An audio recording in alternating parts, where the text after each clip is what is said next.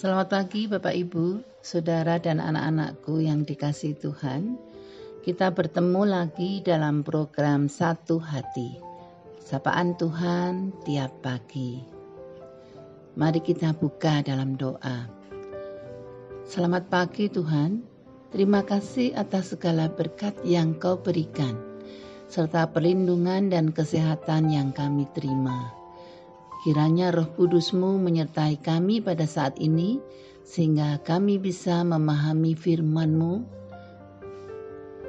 Dalam nama Yesus kami memohon. Amin. Tema bulan Mei 2021 yaitu Sudahkah yang terbaik ku berikan? Dan subtema pagi ini Selasa tanggal 25 Mei 2021 adalah berbuatlah dengan segenap hatimu. Jadi kita akan memberikan yang terbaik, kemudian dengan segenap hati.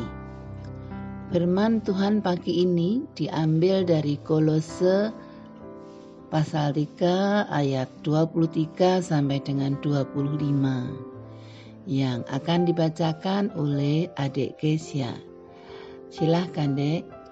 Bacaan firman Tuhan pagi ini terambil dari Kolose 3 ayat 23 sampai 25. Yang demikian, apapun juga yang kamu perbuat, berbuatlah dengan segenap hatimu, seperti untuk Tuhan dan bukan untuk manusia.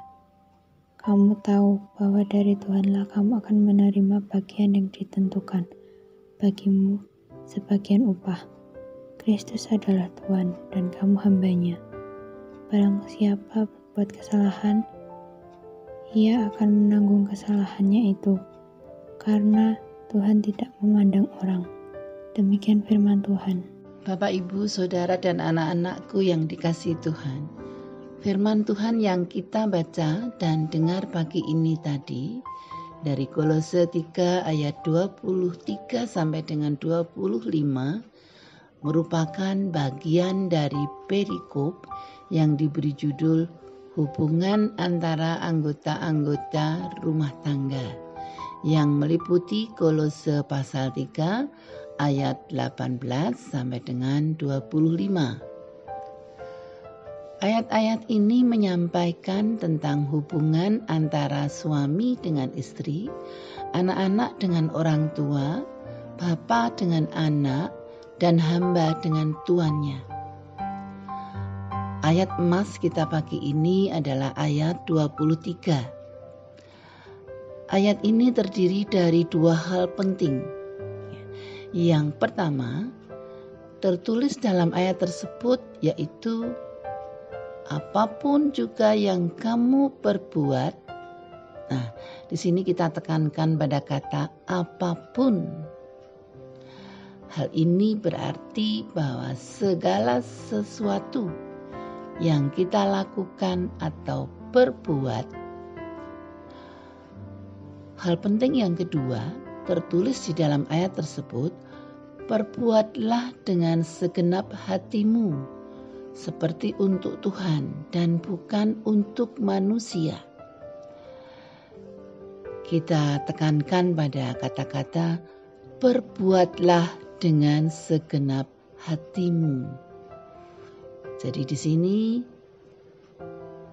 Tuhan mengajarkan pada kita bahwa kita harus melakukan segala sesuatu dengan segenap hati. Perintah Tuhan ini dijabarkan dalam ayat-ayat sebelumnya, yaitu ayat 18 sampai dengan 22 yang berisi 5 perintah. Pertama, istri tunduk kepada suami seperti tunduk kepada Tuhan. Yang ini berarti bahwa tunduknya istri kepada suami harus dengan tulus hati, bukan dengan bersungut-sungut atau dengan berat hati. Perintah yang kedua untuk suami, supaya mengasihi istri dan tidak berlaku kasar. Dan ini berarti bahwa suami harus mengasihi, memperlakukan istri dengan lemah lembut. Jadi ini tentang hubungan istri dan suami, dan ini diperintahkan untuk dua-duanya dikerjakan, bukan salah satu, bukan hanya istri, tapi juga bukan hanya suami, tapi istri dan suami harus melakukannya bersama-sama. Yang ketiga, anak-anak taat kepada orang tua dalam segala hal. Ini berarti tidak ada bantahan. Tetapi anak-anak jangan takut ya, karena ada syarat yang harus dipenuhi oleh para bapa, yaitu dalam perintah yang keempat, Tuhan mengendaki bapa tidak menyakiti hati anaknya. Jadi orang tua harus mengasihi dan menjaga hati anak-anaknya, supaya anak-anak tidak tersakiti. Perintah yang ketiga dan keempat ini tadi hubungan antara anak-anak dengan orang tuanya. Timbal balik ya ini Bapak Ibu dan anak-anakku. Perintah yang kelima, hamba-hamba hendaklah mentaati tuannya dengan tulus hati. Hal ini berarti bahwa kita semua para hamba haruslah mentaati Tuhan kita, tidak dengan kepura-puraan, tapi dengan segenap hati, dengan tulus hati. Bapak, Ibu, Saudara, dan anak-anakku sekalian, marilah kita kiranya berbuat, memperbaiki hubungan dan pelayanan kita mulai dari hubungan antar anggota keluarga, sehingga kita perluas kemudian hubungan kita dengan saudara, dengan tetangga, teman, dan masyarakat sekitar kita. Mari kita melakukan semuanya dengan segenap hati dan tulus hati, tidak bersungut-sungut atau berat hati, mengasihi dengan lemah lembut, taat dan tidak menyakiti hati orang lain. Mari kita berdoa.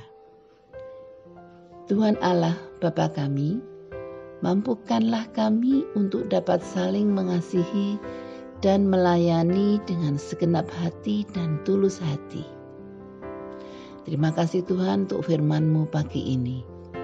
Dalam nama Tuhan Yesus kami serahkan seluruh hidup kami kepadamu. Amin. Selamat pagi, selamat beraktivitas.